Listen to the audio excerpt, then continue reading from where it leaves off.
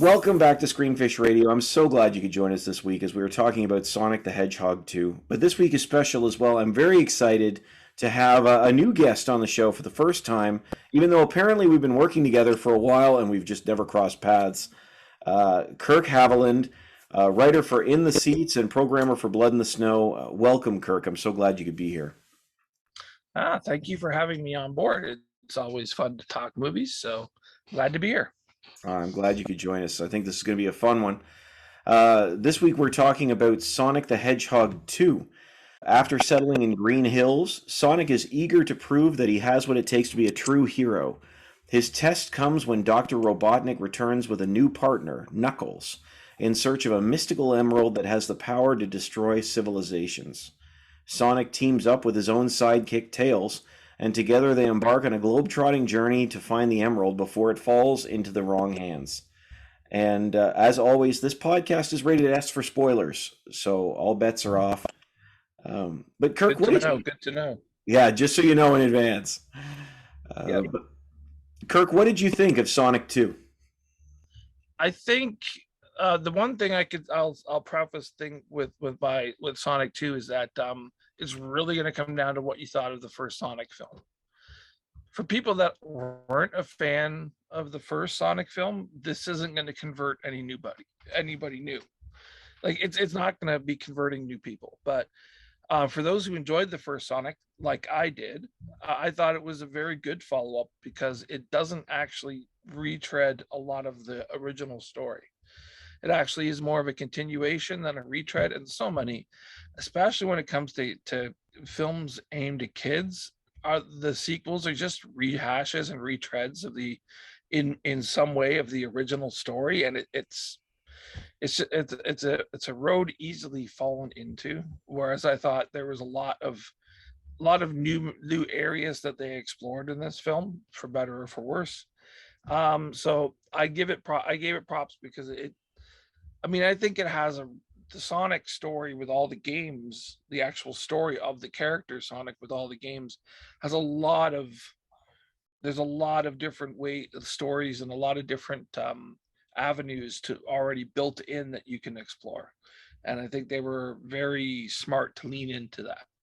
It's interesting because I didn't realize there was a lot of stories to be told in the games, and I grew up in that era too. Like, yeah, I that was one of the things about this franchise that I didn't understand when it started, is because to me the stories were just like they were side scrolling, running as fast as you can, stop the bad guys. And now I'm learning there's like lore, and I know there's cartoons, and I know there's an expanded world in that way, but people are talking about, oh, it's just like in the games when this happens, and I'm like, I didn't realize there were stories to the games. I just thought they were endless levels. well, I think that's one of the reasons why the actual games themselves have lasted as long as they have, because they do have different levels of storytelling built in. Like you can just play it as a side scroller and blah blah, you know what I mean? Mm. But then there's also these little built-in this built-in underlying story that you can try to dig into as well while you're playing the game, which is I think one of the reasons why it's been as successful as long as it has. Yeah, and I mean, we're talking on a franchise that's been around now 30 years almost. Has it really been it, which is unbelievable. Well, I mean, the first Sonic was the Dreamcast. If I was Sega Dreamcast, if I'm not mistaken, I believe was the first game was on Sega, because it is the movie is Sega, and I believe Dreamcast was the first module that the first Sonic game showed up on. So that would be early '90s. That'd be see that. Yeah, I should have looked into that. I have no idea because I remember when it was Sega versus Nintendo. That was pre PlayStation. You know, we're going back, and it was those were the two that were duking it out. That was your Xbox and PlayStation. And Sega had Sonic and Nintendo had Mario, and it was Sonic versus Mario. That was a huge battle for years in the video game world, at least. Yeah, I remember this. Oh man, that takes me back. And actually, I will say there's some wonderful little Easter eggs that I did catch, and one of them was The instructions for the plane looked like the old Sega Genesis cartridge. At the very end, I was like, ah, yeah. And I had to explain it to my kids. They're like, why are you excited about that? I'm like, because that's when I was your age. That's what it was, man. That's what it looked like. I did like the fact that they actually brought Tails' plane into it as well. Yeah. Because, I mean, in the game, and so many of the game, like, in different iterations of the game, you had Tails was either just whipping around with his tail, or he would have his plane. And I was like, I was happy to see that his plane showed up at some point in time as well. So, there's a lot of the nods and Easter eggs, and I'll say, because we did say that, spoilers are on the table, that mid-credit scene in the screening that I went to, the mid-credit scene that hops up, there was an audible large gasp from about 50% of the audience when it happened. And like, people were like, it was like literally people taken aback. And I'm like, wow, they've really got these people for a third film already. Okay, I have to reiterate that point. I did not realize, like, I mean, I really liked the first movie. I'll come back. I'm going to come back to that in a minute when I compare the two films. Yeah. I did not realize the dedicated following that this franchise had already. And I'm talking like when they reveal, and we can say it now because we said spoilers, but when they reveal Shadow's appearance in the final shot of the film, like, it was like Marvel level enthusiasm at the screening that I was at. It was shocking. Like, and I hear people behind me saying, oh my gosh, and they're screaming. And I'm like, Yeah, like I said, whoa. I mean, I was in a full theater, and like I said, 50% of the audience it was an audible gasp. Like, people were taken aback. And I think the Shadow characters, I mean, I know a lot of people were looking forward to Knuckles and Tails, which they got in this film, but I think ideally a lot of the people that were really into the games were really waiting on Shadow, because Shadow being, it's a very intriguing character. Shadow has been inherently a lot more darker than any of the other would-be Sonic helper. One of his he's been his buddies, he's been his ally. You know what I mean? Even more than Knuckles. So it'll be interesting to see. Yeah, I would say one of the things about this film that I actually really enjoyed it. I saw it with my kids. I saw it with my kids and my wife. We all thought it was fun. The one thing I missed is the thing that I loved about the first movie, which was the family. Like, there was a real intimacy to that first film, and this one went full blown Marvel really quickly. Like, and I'm not hating on it for that. I'm saying I missed that. They gave you a few of those moments, like the scene when he's in the rowboat with I keep wanting to call it, my kid calls him Donut Lord, but anyway, James Marsden's character. Yes. But yeah, I missed that. I mean, yeah, and it's one of the things I noted in my write up about it. They really pivot away from the human characters. This is a lot more about the actual game characters than it is the human characters. And I say human characters in quotations because let's face it, Jim Carrey is not really playing a human character in this film. He's gone full blown Carrey. Like, I don't think I've seen Jim Carrey playing a character this manic. And even more, it's even more than the first film. I don't think I would have to go back to like Liar Liar. Like, that's the type of manic energy that Jim Carrey is putting on board here. And if this is his last movie, because he has talked that he's going to retire, I don't hate that this is one of the ones that he goes out on, because it's almost full circle for him. Yeah, first of all, I don't think it's his last one. He never said I'm done. He said I'm thinking about it, and we've seen Soderbergh say he's talking about retiring. Mark Wahlberg said last week he was thinking of retiring from Hollywood, and it's just sort of like, okay, well, we'll see. The Wahlberg one is interesting because he didn't quite say he wants to retire. He said he wants to retire from mainstream movies Yeah. and he only wants to make faith-based movies going forward. I'm like, all right, that's somebody who's got millions and doesn't care. Yeah. That's what that is, you know. And if you've ever seen Mark Wahlberg's daily schedule when they put it out like a year or two ago, and what he goes through every day to stay in shape and blah blah blah, I'm like, if he decides that he doesn't want to do that anymore, then you know what? By all means, don't be a crazy man anymore. Don't wake up at 4:30 a.m. every day so you can get your workout routine and your raw eggs and powder, whatever it is. Just do, you know, if you want to just, you know, relax and not have to worry about films where you have to be in the top, you know, top shape. I mean, by all means, do it. Yeah, Jim Carrey does not have that problem. No, Jim Carrey is, his net worth is insane. So, I mean, I think he still makes residuals off of, you know, Dumb and Dumber and stuff like that. Because I think this, especially I believe the sequel, he took a portion of the back end off the film. So it's like, you know, the guy still makes decent residuals no matter what. So he's one of those guys. He is one of those guys who's set himself, because he doesn't live extravagantly either. Hmm. It's funny. It's funny. So many of these Canadian guys, when they, you know what I mean, like, you know, the Ryans, or we're talking about Jim and stuff like that.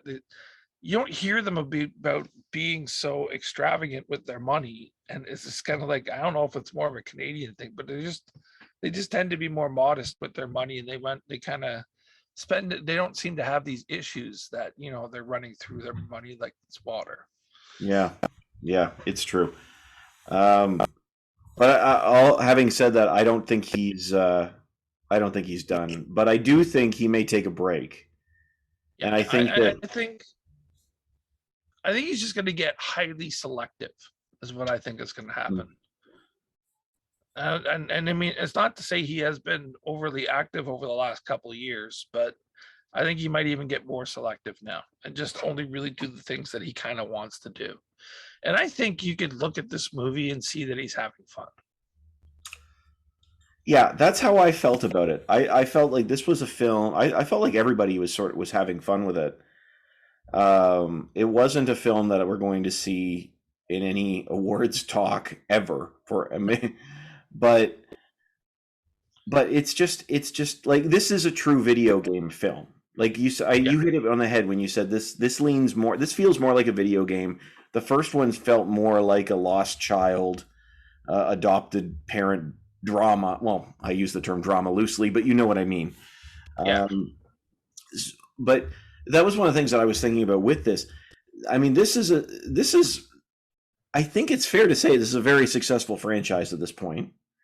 Yeah, I'd say so. I mean, it did open at number one, if I'm not mistaken, by a comfortable margin this weekend. So, yeah, I definitely think there's a third one coming for sure.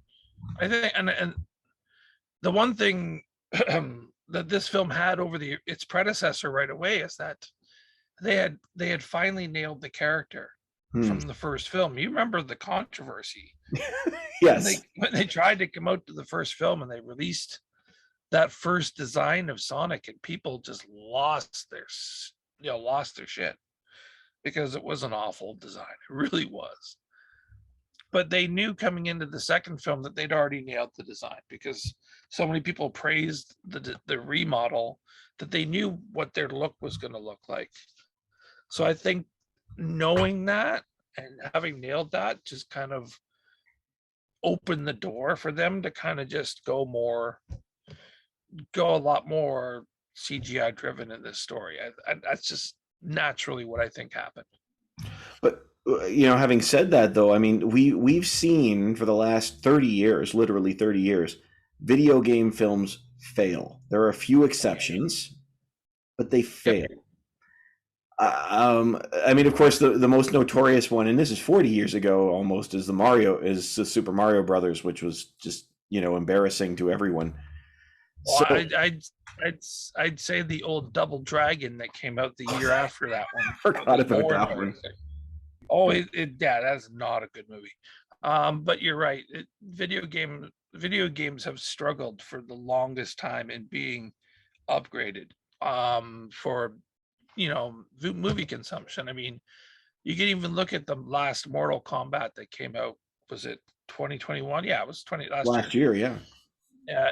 It which had moments and was like, it was finally R-rated, so people were excited, but it was still flawed. I mean, I think I heard that it's getting a sequel, which is good, but hopefully they can write a better story for it. But I mean, yeah, it's everything struggled. I remember the epic disaster that was the Warcraft movie. Oh, that was just, remember that one that came out Yeah. 3 or 4 years ago, and they'd spent so much money on it, and it was just a disaster. It bombed so epically.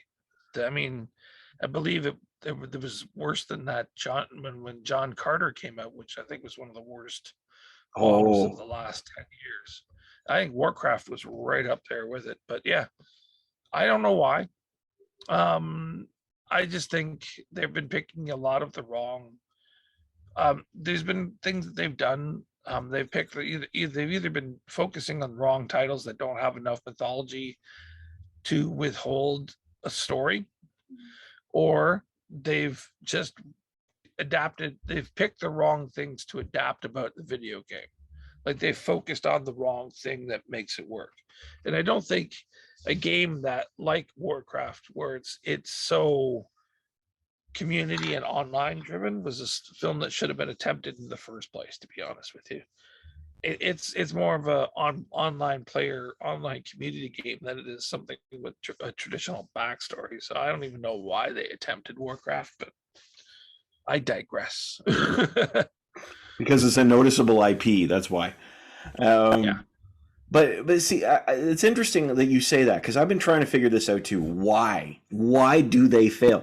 I mean, video games now, now I guess Resident Evil became quite a successful franchise, Yeah. but I don't know many people that would say they were good. Like, but they were likable. Yeah. I mean, they kind of remind me in a way like the Saw movies.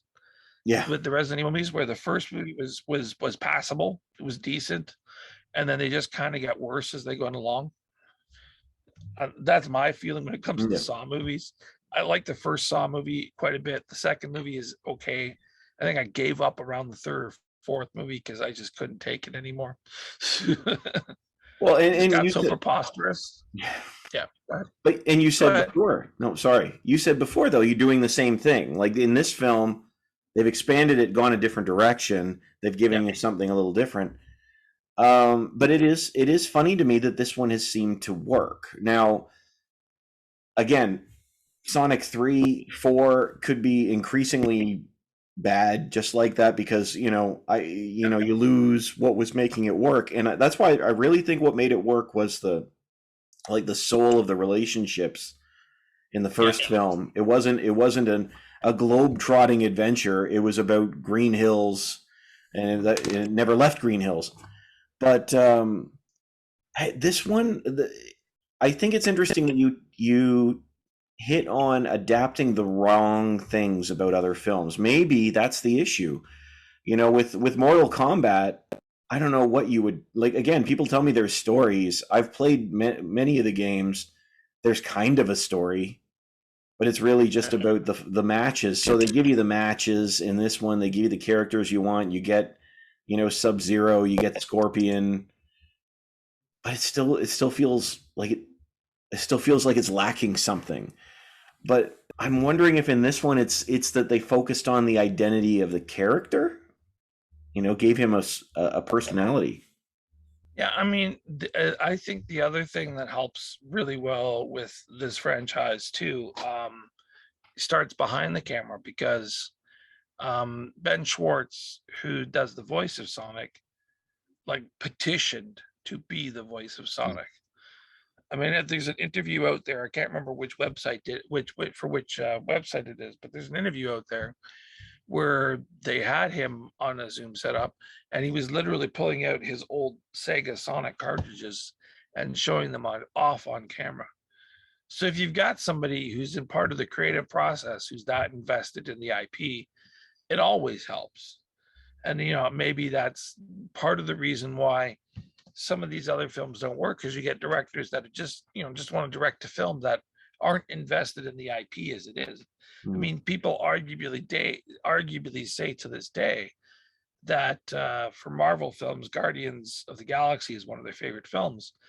And it's interesting that, you know, you're talking about James Gunn, and one of his favorite comic books as a kid was Guardians.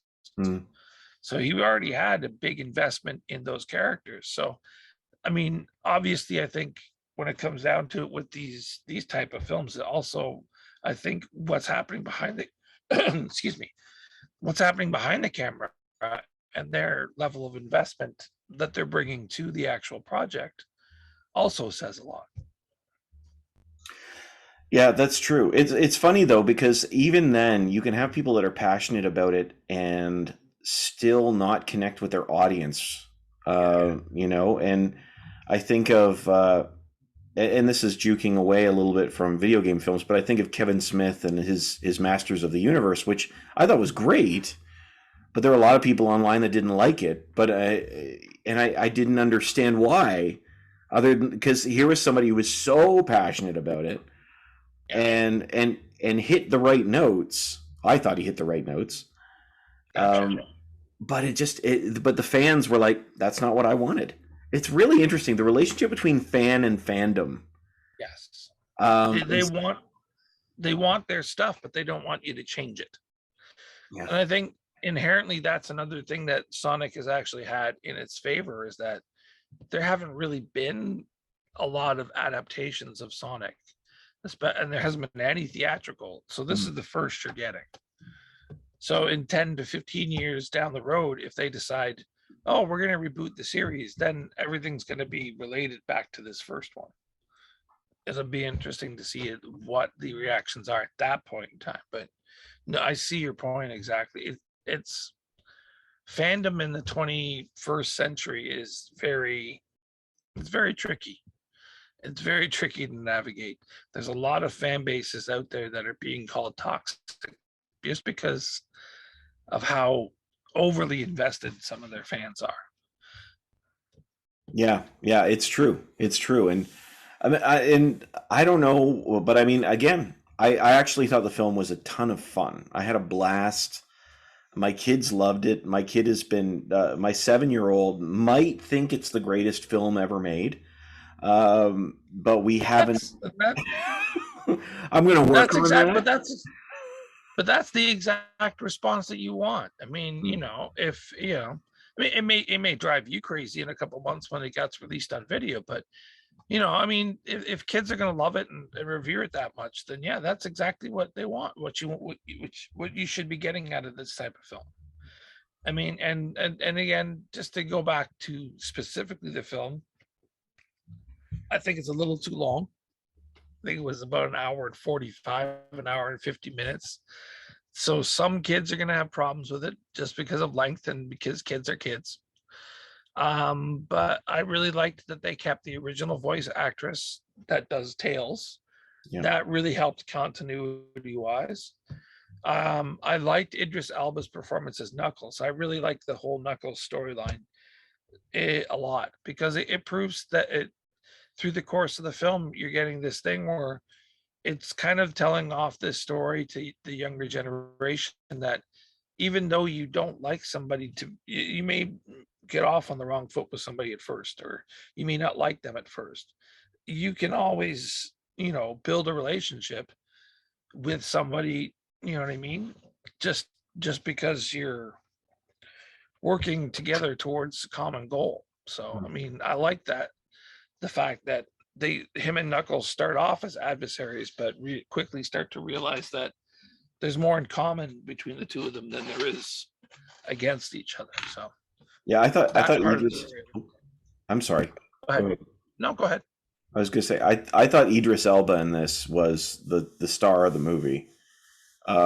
He slayed me, and I didn't think he was good. When I heard that he was going to do it, I thought, oh boy, all right. We just got a guy. He's a big name. He'll do the voice, but it worked so well. And it was so fun. And I think it's worth noting here too. You sort of said it was a little long. A lot happens in this movie, you know. the first again, like I feel like I have two minds of the film. On the one hand, I'm like, well, critically, I could things, but I really enjoyed it, and my kids loved it, and I had fun, and like this, but like a lot happens, Yeah. and so they didn't have time for a lot of things because they were doing so many. You're introducing Knuckles, you're introducing Tails, you're bringing back Eggman. You've got a gem now. You've got a mega, the Death Egg robot. You've got all these things. You've got a wedding plot. You've got and a secret Yeah, service.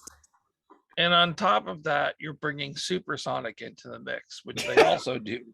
And I'm like, yeah, okay. When Supersonic hit, I was like, okay, we need to wrap this up a bit. I mean, the last battle between the Super Egg Robot and Knuckles and Sonic and Tails does tend to drag a bit, Yeah, just because of how long you are into that film by that point in time.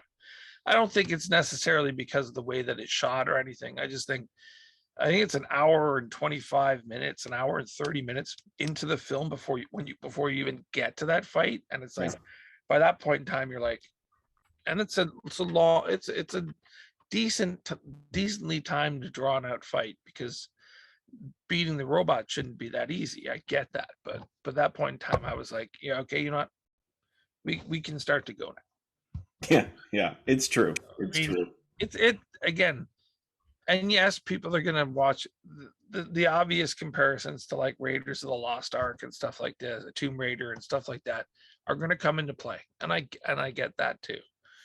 I mean, but you got to factor in the fact that this is entertainment that's definitely aimed at Sonic diehards and kids. And to be honest, there's a lot of terrible kids films that are made Oh, every year. oh yeah. We're in we're when it comes we you use there's so many, but there's so many that are being made that are really good right now. Like, I know people are going to probably starting to get sick of Encanto by now, but um yeah, it's just such a well-made film. It really is. And Turning Red deserved Yeah. to be in a theater. Like, I watched that film and I love that film, and the whole time I'm watching, I'm like, no, this should have been in the theater. I would have wanted to see this in a theater. It, So I mean, yeah, the disparity between kids films right now, there's a lot of really top tier entertainment happening and a lot of really good stuff, and then there's this chasm of yeah. mediocre, and then there's a large filling of terrible. So whenever you can go in and enjoy a film it is more aimed at kids and get something out of it as an adult, I think you need to be able to sit back and say, hey, no, this needs to be seen. It's funny. You mentioned all those references. The one that I hit on that I did not expect was Wizard of Oz. Yeah.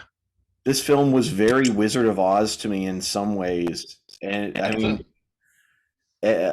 even the fact you've got Knuckles, who is looking, he has no brain, but he's all bronze, no brain, and looking for a heart. That was sort of his thing, right? Is what is my friend?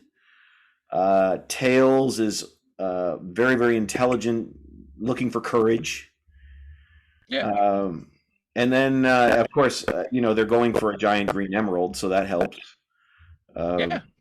And actually, even Jim Carrey says, and your little dog too at one point. And I'm like, well, this is very interesting. Yeah. Um, what? I definitely think they leaned into the whole.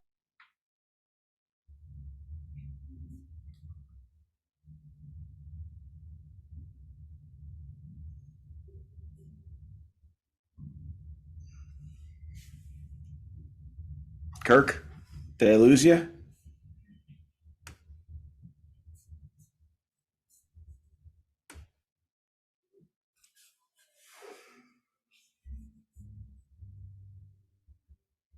Kirk?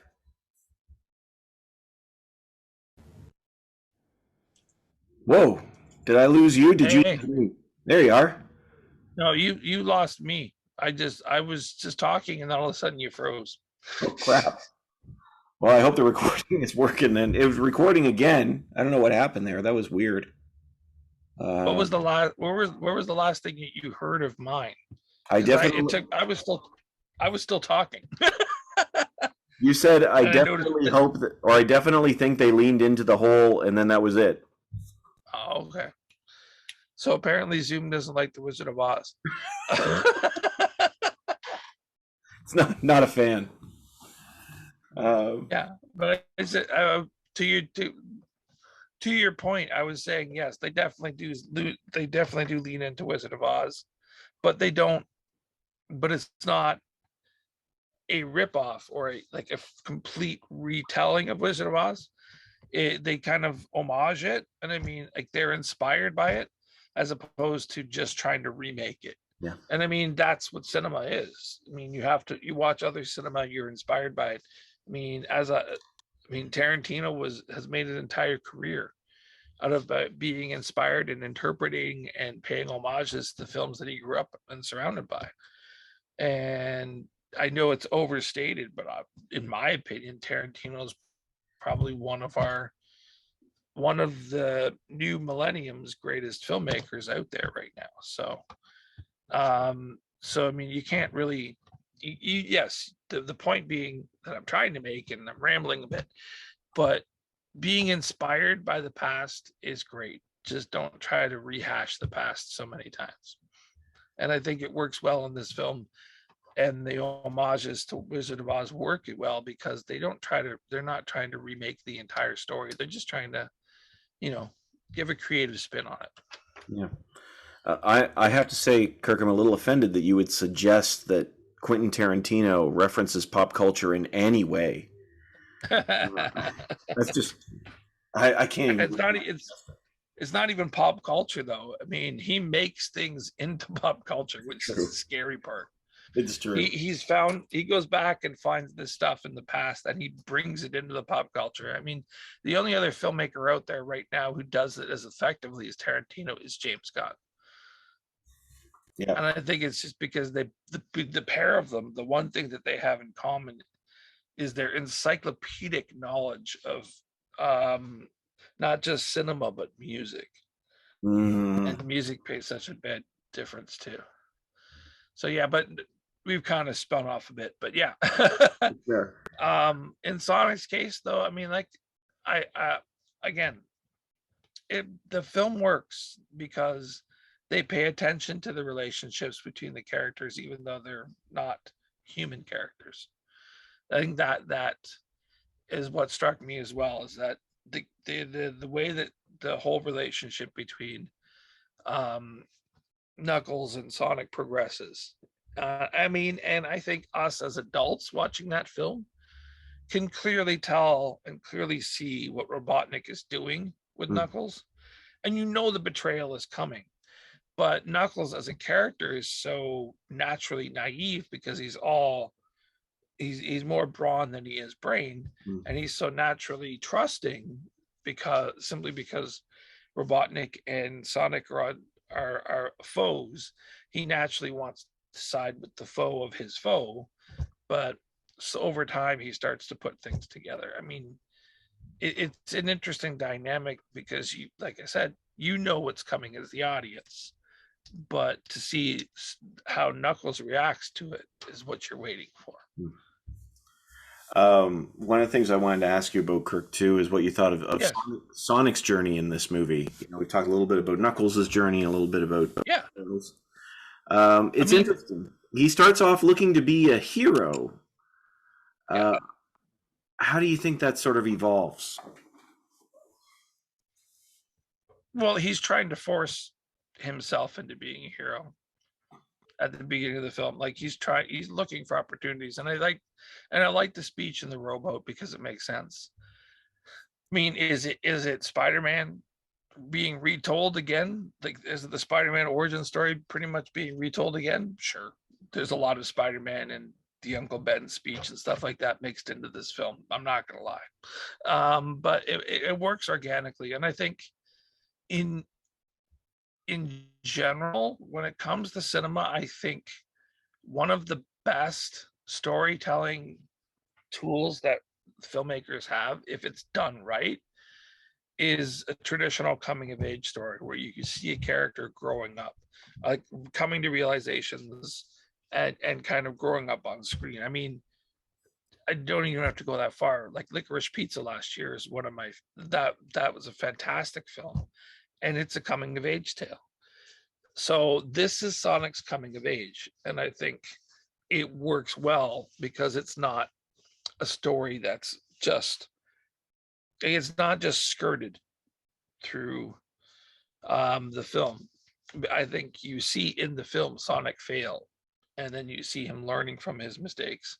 And he doesn't fail once; he fails a couple. He fails more than once, and he learns and he grows. Like there's a definite difference between the Sonic at the beginning of this movie and the Sonic at the end of the movie. So, I mean, you can say that I'm a sucker for a good coming of age story, and I won't deny it. And I think this is actually a fairly well told coming of age story. Yeah, I'm with you on that. I actually really liked his sort of arc. You know, it zigs and zags a few spots, and you know, again, it's not quite as clear as the first one, but you know, he is this kid who wants to be Batman. Like they even reference it. He wants to literally be Batman, and yet at the same time, by the end of the film, he's not stepping into the role of, you know, I have to do this. It's sort of like he sort of understands who he has to be, if that makes any sense. You know, and I appreciate that. You know, there is a certain element of coming of age here. Is he almost sort of learns humility in his very Sonic way. Um, where you know when it's funny because by the end of the film he actually becomes that all powerful hero. He uses it to get a chili dog and then he gives it up. Yeah, I like that too. I mean, there's another whole aspect of this as well that I enjoyed is that in a way Sonic becomes a mentor to Tails. And I think he starts to realize how important the Marsden character, Tom, Donut Lord, has been to him as a mentor because of his interactions with Tails. Now, yeah, I mean, I think that part of the story is done really well as well. We should take a minute to talk about the whole ridiculousness of the humans in this story. Yes, that's fair. The whole I'm like, why are you bringing Shamar Moore into this character? You like into this movie? I mean, come on, you don't need more as a pun. But I really enjoyed. I think James Marsden wasn't given a lot to do in this film, to be honest. I mean, and I don't mean to downplay. I think he's fine. I just think he could have phoned this in if he wanted to because he's not really given a lot. But the one evolving relationship that I kind of liked in this film was the relationship between the two sisters, between his wife and her sister. And I know the whole broken up wedding trope has been done in films many times before, and this isn't doing much better with it. To be honest, as an overall general type thing, the humans in Sonic's life are kind of underserved in this film. I'm just being honest. But I did like the way that even though they're at odds because of Sonic and because of her husband and stuff like that, you get that genuine moment where they literally rebond as sisters because they're family. And I kind of did like that dynamic. I think that I like the two actresses. I wish there was more for them to actually do in the film, but I kind of liked their dynamic in the film. But other than that, there's not a whole lot that the human actors have to do in this film. There really isn't. This is a lot of Tails, Sonic, Knuckles, and vamping from Eggman. I mean, look at Adam Pally, for example, who was actually a big part of the first film, this is just a glorified cameo. Yeah, he's given nothing to do. He's given nothing. And I don't even mean he needed a meaningful arc. He's literally in the film and has nothing to do other than. Yeah, it's they make him the sheriff because the Tom character, James Marsden's character, decides to retire, I guess, after the events of the first film and just deal with Sonic or whatever. And he does literally nothing. Like, I would, to be honest with you, he's in the film so little, I would be surprised they kept him for more than one day of filming. That's how little he is in the film. Thankfully, you get a little bit more. You get a little bit more of the Agent Stone character that worked so well with Jim Carrey in the first film. But again, it's still more of a glorified cameo than it is an actual fully fleshed out role. And you know, that's the decision that they made. They decided to, you know, move away from the human characters. I mean, it's interesting. It'll get even more interesting if they go into it even further, because now that you've got the possibility of an actual true villain in Shadow, you kind of wonder, are they going to lean even more away from the human characters in the third film? I don't know. But some of the characters are just basically there this time around. Yeah, I agree. And see, I think this is what again, putting on the, being more critical hat. I'm like, that was the thing that I missed. Like, I understand, like, I feel like the wedding served really two purposes. One, it got them to Hawaii, and one, it really brought Gunn in so that they could introduce the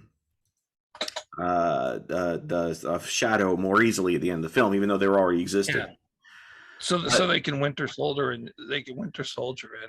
Not even Winter Soldier. It's Captain America. He played pretty much Captain America in Shadow.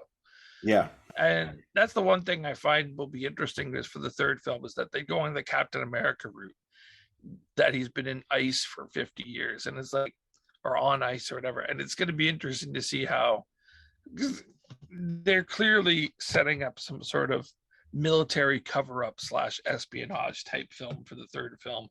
I'm like, I don't know. I'm intrigued to see how that works in the course of a Sonic movie. You know what I mean? Yeah. Well, this is the thing. If they can, I would almost wish, and I love Adam Pally, and I love Agent Stone. The actor who plays Agent Stone. I actually really love the character of Agent Stone. I love watching him on screen. Mm-hmm. If you just focus on James Marsden and Tika Sumpter, if you just focus on them, you can still maintain that. But they introduced Shamar Moore. This will probably mean nothing to you. My 7-year-old was most excited because his favorite YouTuber was one of the volleyballers in that scene. They brought him in in that Preston Plays. He was really excited about that. He didn't have a line. Anyway, it was a big deal for my 7-year-old. But I'm like, they're doing all this stuff, and I'm like, okay, that's sort of wacky. Yeah. But if they just put them on vacation in Hawaii for a week, like, they could have probably done some of the same things. It would have kept it a little simpler. It would have felt like they could have gotten more out of it. But again, they expanded so quickly. I think, yeah. I mean, there's the whole. You're right about bringing in the Shamar Moore character and blah blah blah. I mean, but at the same time, I think they really were, for whatever reason, they were desperate to bring back the sister character as well. That I can't remember her last. Anyways, I think it's Natasha Rothwell. I think that's her name. But they wanted to bring her back as well because that's a conflict from the first film. And it feels a bit shoehorned in. You're absolutely right. I mean, I get that you want to have that dynamic. And again, as I said earlier, it's one of my favorite dynamics in the film. But the way they get there is a little, it's a little, 1990s sitcom-y. It is. To put it mildly. This is like Full House in Hawaii or some shit where you get these weird, little backtrack stories. So that's that's the one part I think that there's a bit of a disconnect with the film, but there's a lot of other really good things that happen in this film as well. So again, we're getting nitpicky because that's what we're supposed to do. Well, But yeah, no. I hear it. I'm right on board with you on this, and there's a lot that I love. Well, you know what? We're already here, Kirk. Maybe we should screen it or skip it. Yeah.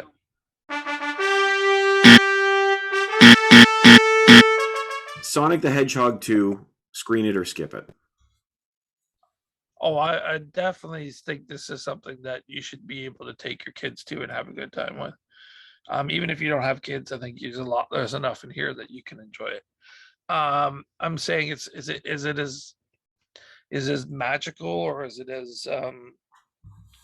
the best option of the last 6 months for entertainment for the whole family? No, it's not the best option, but it's still a very good option. And that's kind of the way I would put it. Like, this is, if I'm doing one of those A, B, and C scale of, or a 4 or 5 star, it's a very high B for me. So definitely screen it. I think you should definitely go to a movie theater to watch it too, because I do think that the CGI is actually a lot better done in the second film. So seeing some of the sequences on a bigger screen will help the overall experience. Yeah, I appreciate that. This is a screen it for me. I appreciate it as a parent. I appreciate it as a fan of the franchise. It's fun. If you're looking for the Batman, you are going to be miserable. But all that to say, when I saw the Batman, somebody brought their 6-year-old in there, and I'm wondering what are you thinking? But I thought this movie was a blast, and I think it's theatrical worthy. It's a fun night out for your family that isn't a lame night out for your family. Like, it's actually a lot of fun. It's funny. I think the voice characters, as we already said, they do an excellent job. Jim Carrey is allowed to be almost H. Ventura-esque in his wildness, and it's a lot of fun. I mean, it's, as we've said before, we could tear it to shreds if we wanted to. I understand. I will say this. I think I actually understand the difference in this one. Sometimes we say, well, why is excuse me, why is the critic rating so much lower than the fan rating? I get it with this. Yeah. But I totally think it's a fun night out, and I'm on board with a screen it for it. I really think it's an enjoyable night. Yeah. No. And I even if I get getting as critical as I am getting in some parts of this, I'm still rating it high because of the overall enjoyment of the film. And I think overall it does work. There were just certain things that I thought could have been better, but that's not a bad thing. I mean, let's be honest, there's very little cinema out there that's perfect, and a lot of it is far from it. So, I mean, and it also really depends on what you're looking for. And I'll tell you this, I'd rather go watch Sonic any day over going to watch Michael Bay's Ambulance again. Which is a film I didn't hate, but it's so preposterous that it felt like it should have been part of the Fast and the Furious franchise. So, yeah, again, definitely screen it for me. So. Oh, I appreciate that, Kirk. This has been so much fun. I'm so glad that you finally came on. And how can people connect with you? Well, I'm out there. I do have a Twitter handle, Movie Junkie TO. So there's a Twitter, there's a Facebook, there's a website that I still have to really update at some point in time. But yeah, the Movie Junkie TO is kind of what my handle is out there. I've been a programmer for the Blood in the Snow Film Festival, which is an all Canadian, all genre film festival. I've been there for almost a decade now. We're heading into our 11th year this year at the end of November. So, I mean, I know it's a bit of a difference from the kids' films, that's for sure.